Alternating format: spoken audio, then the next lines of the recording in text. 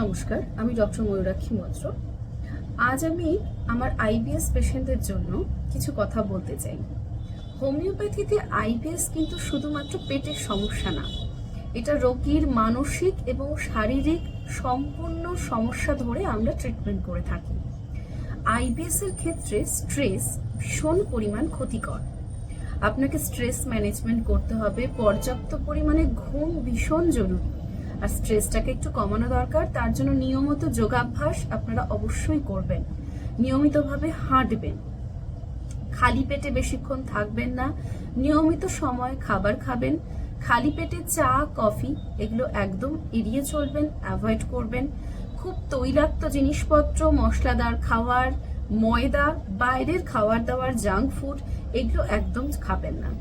আর পর্যাপ্ত ঘুম, পর্যাপ্ত জল এগুলো আপনার শরীরকে ঠিক রাখতে অনেক বেশি হেল্প করবে হোমিওপ্যাথিক মেডিসিনের সাথে সাথেও।